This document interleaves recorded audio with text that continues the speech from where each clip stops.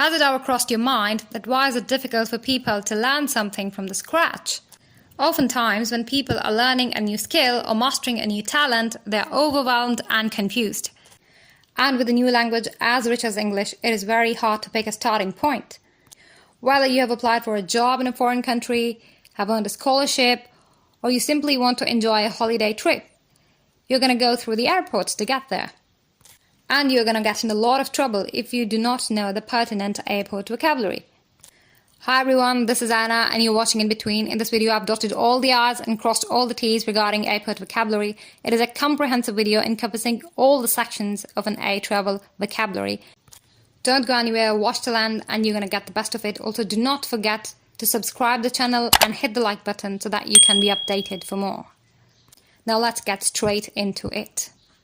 Now diving straight into airport vocabulary, we're going to talk about the documents that you need to get to the airport and where do you get them from. Consulate. Number one is consulate. Consulate is a building that you apply for visa there and you also receive your visa from there. For example, if you want to go to Turkey, you're going to apply for visa in a Turkish consulate that is located in your country.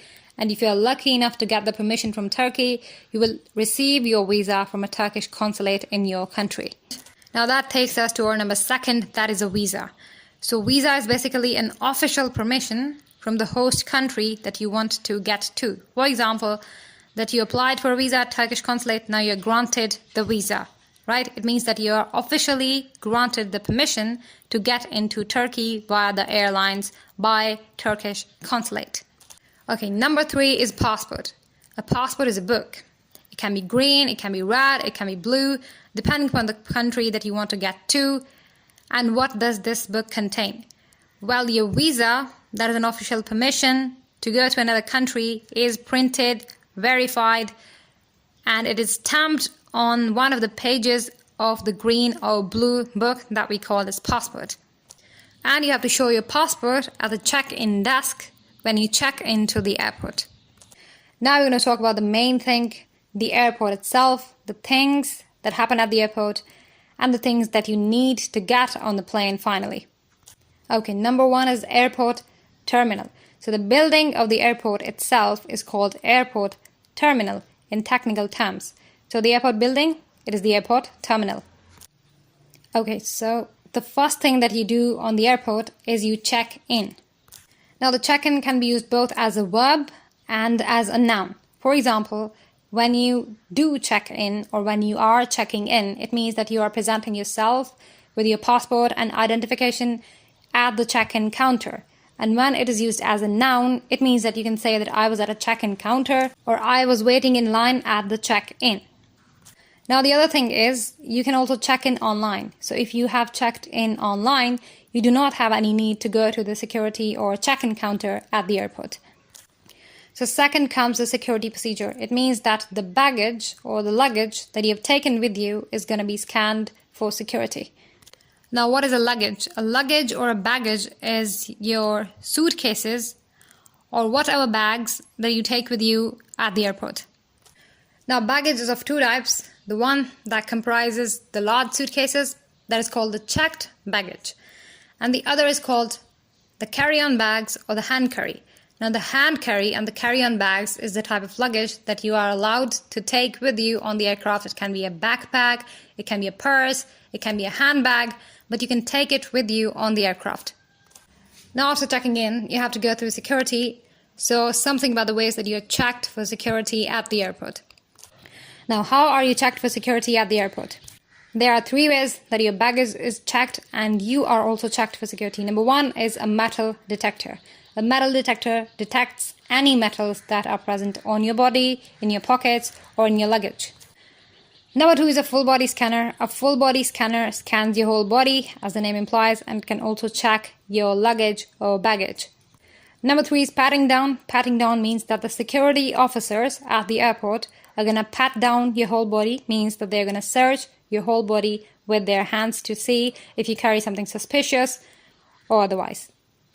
Then, if you're taken aside by security officers at the airport, it means that they take you to a side for asking some questions, i.e. investigating you. Now, there can be two types of investigation.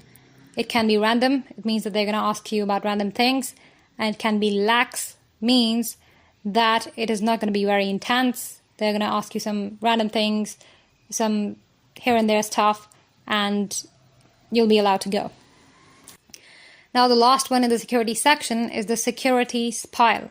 So the securities pile is a security speech, like the one that we have listened on the bus stations and train stations, which states that take care of your stuff, take care of your baggage or luggage in case of any losses. The airport administration will not be responsible.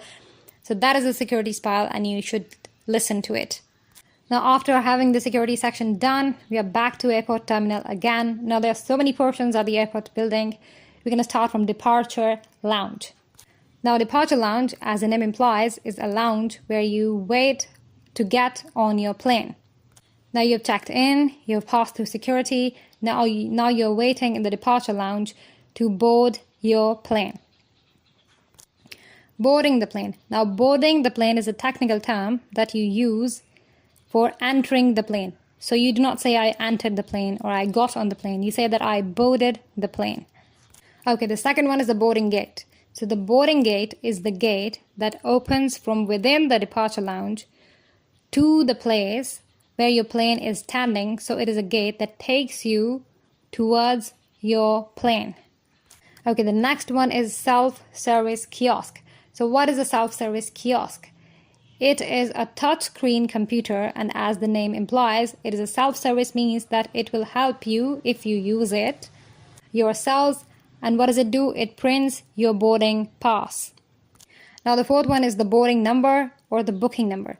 So what is a boarding number or booking number? It is a 6-digit number that you have to enter in the self-service kiosk in order for it to print your boarding pass. So the number that you enter in the computer or the self-service kiosk to get your boarding pass printed is called the booking number or the boarding number. Now, number 5 is the boarding pass. So the boarding pass is a pass that you have just printed out of the self-service kiosk, and it is the pass that you will show at the boarding gate. And only by showing that pass is that you will be allowed to get on the plane or to board the plane. Number 6 is customs. So customs is a place in your destination country where you have to show your passport again for security reasons, and then you're allowed to leave the airport and enter in your destination country. So customs and immigration go hand in hand with each other. The customs is also same as immigration. It means that when you arrive at the country of your destination, you're checked again for the security reasons so that you do not carry anything suspicious, and then you're allowed to leave the airport. Okay, so number 7 is arrival hall or arrivals simply. So arrivals or arrival hall is a place at the airport of your destination country where you arrive simply. So just because you arrive there, that is why it is termed as arrivals. Number 8 is the check-in attendant. So the person that helps you to check in at the airport is called a check-in attendant. Number 9. Number 9 is the baggage allowance. It means that the maximum amount or the kilos or the weight of the baggage or luggage that you're allowed to take with you on the aircraft is called the baggage allowance. Now, there is another term that we use for baggage, that is to check their specs. So when we say check their specs, it means that you have to read the instructions on how much baggage or luggage are you allowed to take with you on the aircraft. So this is called checking the airline's specs. Now, number 10 is a budget airline. So budget airline is the airline which offer cheaper tickets, but they're going to charge you extra for meals, for luggage, and for other things. Okay, so number 11 is the cancellation policy. So cancellation policy involves the rules which apply if you have to cancel your ticket. So you might have to pay some fee if you want to cancel your ticket, and there are some other rules that you might have to follow. They're all included in the cancellation policy. Number 12 is the gate change.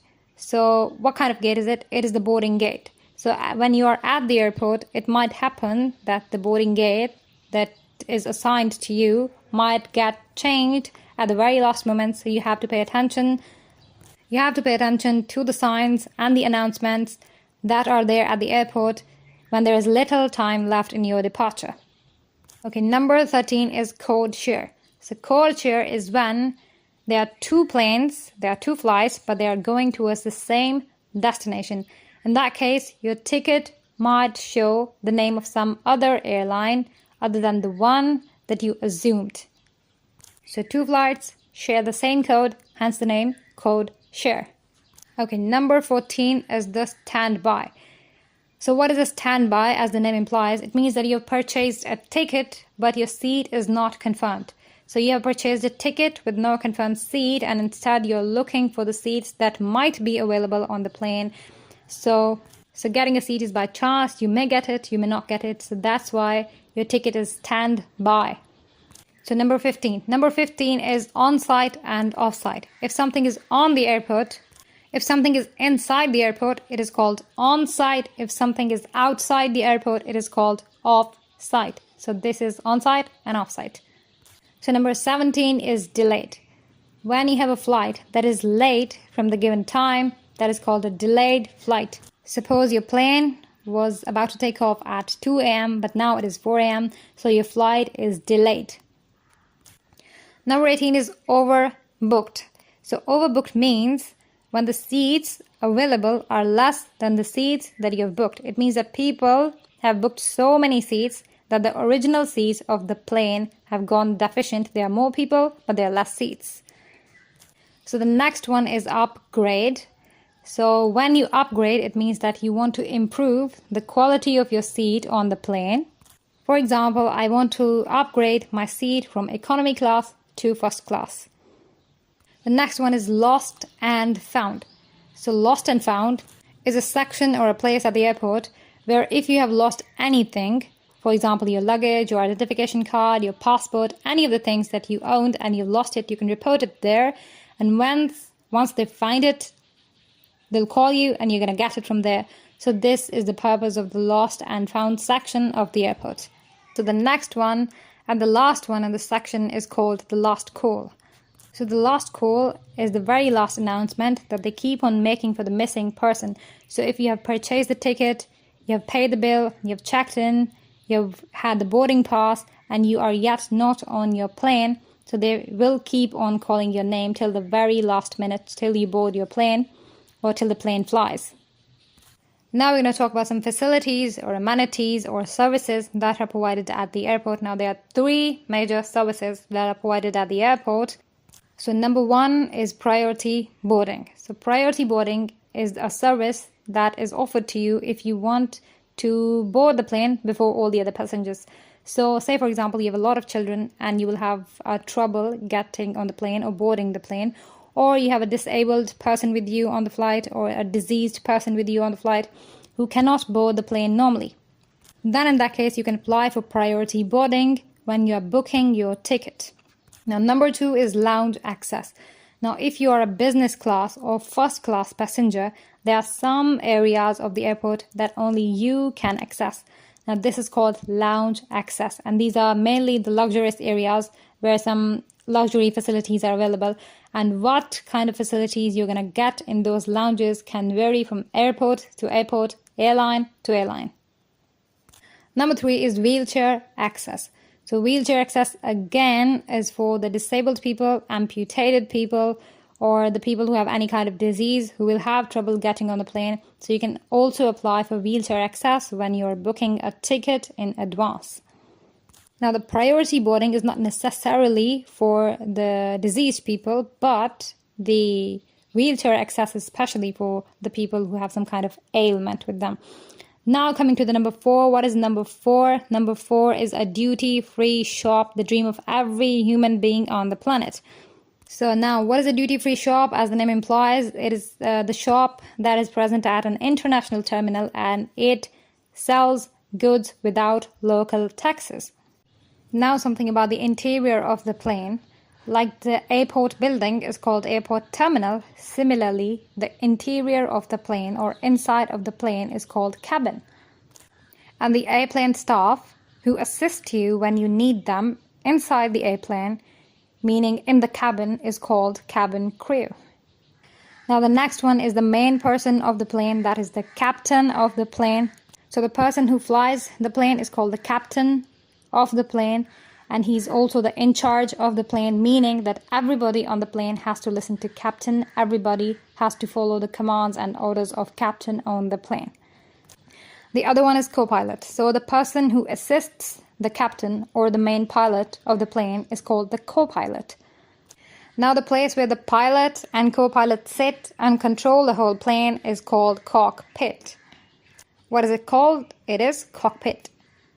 Now planes are designed such that if there is any calamity or disaster, you can escape.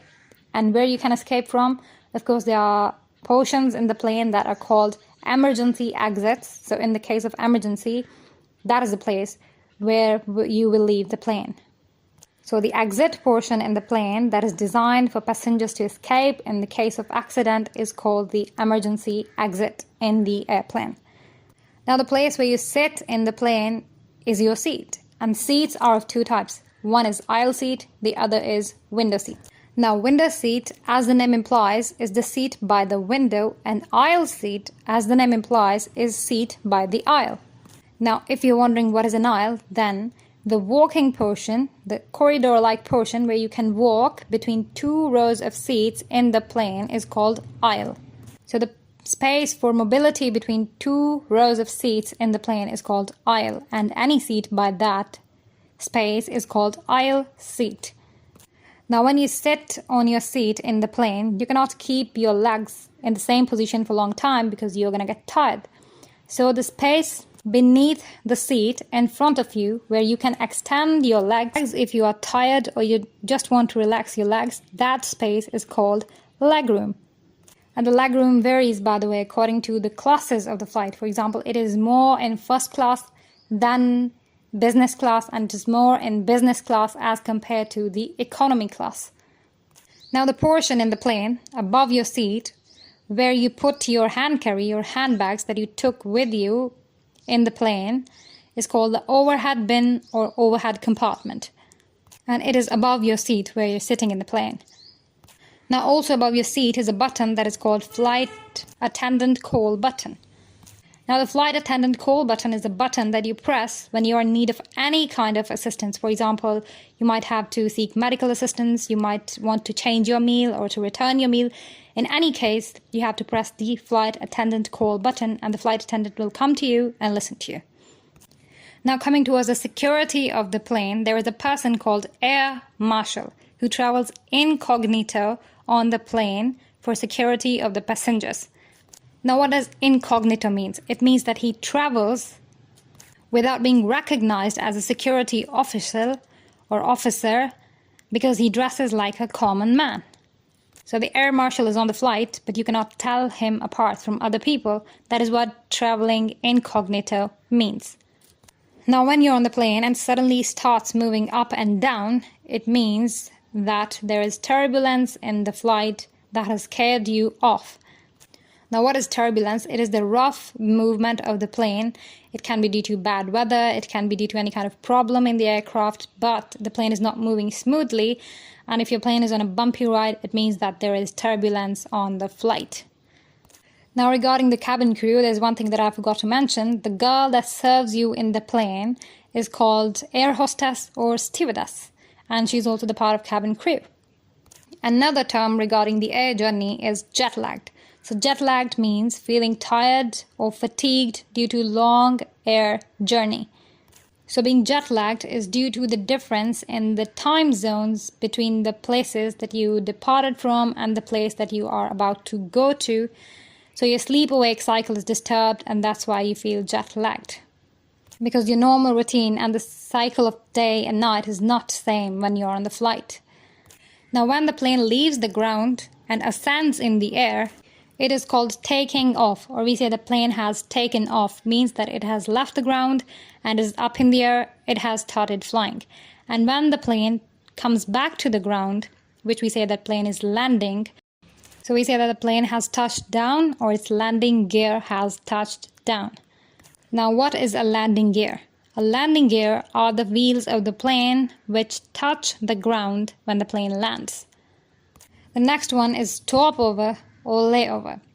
So stopover or layover is a temporary stop in your flight in any other country other than yours, where your plane stops for some hours and then it is going to resume its flight. So for example, you departed from Dubai, then you have a stopover in Turkey, and then you will reach France.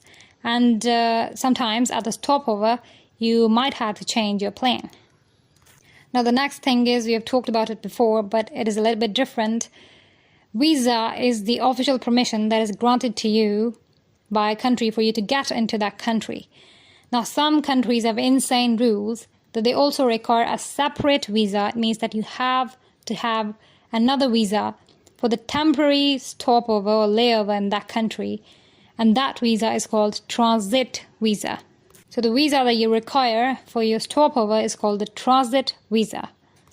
The next one is life vest. It is a device that you put on in case your airplane has to land in water in emergency situations. So the device that you put on in the case of emergency landing in water is called life vest. Next is in-flight service. So the service that is offered to you or provided to you in the plane in the form of meals, drinks, entertainment, and in-flight magazines is called in-flight service. There's another term that we use, and that is called complimentary. So anything that is provided to you on the flight free of charge is called complimentary. Dreamy, right? So say, for example, that you are given headphones on the plane free of charge. So these are called complimentary headphones. Now, another service that is provided on the plane is unaccompanied minor service. I think I'm repeating it, but either way, it's good to remember. So the service that is provided to a child who is traveling alone with his guardian, without his guardians or parents, is called unaccompanied minor service, and you will have to ask for it in advance when you are booking your flight. Moving on to the next term, that is frequent flyer program. So the people who are frequent customers of a particular airline, so the company extends the favor to these patrons by giving them discounts on specific number of miles. It means that there are a number of miles in your air travel that you will be offered discount on. So it'll be cheaper than the rest of the flights. So this program of providing a little bit ease to you is called the frequent flyer program. That is only provided to frequent flyers of a particular company. Now comes the budget section of the flight. That means the types or classes of flights according to your budget. Now there are typically 4 classes on a commercial flight. And what is a commercial flight? Commercial flight means that the flight that is operated for public as a general service, and anybody can buy a ticket, anybody can go outside the country. That is called a commercial flight. Now the first type of class on a commercial flight is called economy class. Coach, standard, main cabin, and cattle class are all the names for economy class. Now the last one is insulting to human beings, cattle class. What do you think? So the cheapest class on your flight is called the economy class. And in economy class, you can have less baggage allowance, and also you can have less leg room. For example, the leg room might be of 30 to 34 inches. The next one is premium economy. So a little bit enhanced in service as compared to the economy is called premium economy. So you have more baggage allowance as compared to the previous one, and you have more leg room. So the third type of class on the flight is called the business class. The business class is a kind of middle ground between the coach class and the first class. It means that it is a lot more better than the coach class, but of course is that it is slight less in service as compared to the first class. Obviously, you will have more legroom, more baggage allowance, and so the in-flight service, when you have a business class or the first class, gets better. You might have a separate TV, your seats have more legroom, your seats are at a fair distance from other passengers. You can also sleep on your seats, you have a better outside view, you can order the things of your choice, and the food quality is also better. So now comes the royal class, the first class. So when you're in first class, everything is top notch. You have food, in-flight service, you name it and you have it. Now I'd like to clarify, in some planes, the business class is the royal class. It is the best top-notch class. Means that they do not have a first class, the business class is the first class. While in some airlines, they would like to distinguish the business class from the first class in some airlines. Now comes the most awaited section of the video, that is the types of flight. Getting to the number 1, that is domestic flight. So as the name implies, a domestic flight is a flight that is within your own country. So say, for example, you are living in any country and you are traveling from one province to the other province, one state to the other state, but you are not crossing the border. So the domestic flight is a flight that is within the confines of your own country. The second one is international flight. So international flight is the flight when you have change of country, meaning that you have to cross the border in order to get to other country other than yours. For example, you have an international flight between Germany and France. The third one is the intercontinental flight. So as the name implies, you have to go from one continent to the other continent. And that does not mean that you do not go to the other country. It simply means that your flight involves going from one country to other country that is in a separate continent. Also, you might have to cross the ocean while you're going to the other continent. So it is also called transoceanic flight. And when you have flight to another continent, it takes more than usual time. So it has earned the name of long haul or ultra long haul flight because it takes so many hours to reach from one continent to the other continent. Now the fourth one and the fifth one are interrelated, but they are also slightly different from each other. The fourth one is corporate aviation. The corporate, as the name implies, is a flight for business purposes. So the corporate flight is arranged by the company which owns the airplane for its employees to attend business meetings or specifically for business purposes. So in the corporate flight, you get the luxury to choose your departure location, destination, time of departure, because it is a non-scheduled flight. Also, the employees of the company are offered more protection and privacy when they are traveling for solo business purposes, for example, client meetings and branding their business and advertising the company, etc. Now, the fifth one is the chartered flight. So the chartered flight is also a non-scheduled flight like the corporate flight, but the difference lies in the ownership of the company and also in the purpose of flight. So the chartered flight plane, unlike the corporate aviation, is not the plane that is owned by the company itself. It means if you're on a charter flight, then you hire a plane from another company. Now you can be yourself a company who is hiring the plane from another company, or you can be a particular group of people who are hiring just a plane for some vacation activities, for some fun, for traveling around. So to sum it up, a charter flight is a flight that provides service or is hired by another business company or a group of people, celebrities, important political figures, businessmen, cricketers, for specific purposes, and you have to pay the company for the chartered flight. For example, some people charter a plane for taking wedding guests from one part of the country to the other part of the country or outside the country, so they have to charter the flight. Means that they do not own the airline, but they have to pay another airline for getting the job done. But in corporate aviation, you own your airline and it only gets your job done. Hope I have successfully cleared the difference between the two. Now the sixth and seventh one are the connecting and the direct flight. Now these two are also different from each other, but also have some similarities. Now, the direct flight, as the name implies, is the flight that takes you from one place to the other, but in between you have a layover or stopover. It is a must-have.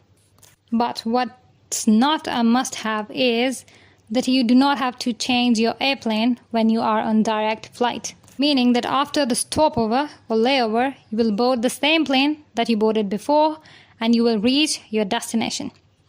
And on the direct flight also, the purpose of stopover or layover is that you have to drop off some passengers, you have to refuel the aircraft, you might have to clean the aircraft, and you might have to pick up some other passengers too. So the last one in this section is a scheduled flight. So scheduled flight, as the name implies, is the flight that you have to pre-book. You have to book it in advance, months before, and it has a proper schedule. So the commercial flights are the scheduled flights. You know where you're going, when you're going, and how you're going. So this was the airport vocabulary in a nutshell. It will come in handy. Stay tuned for more. See you next time. Till then, take care.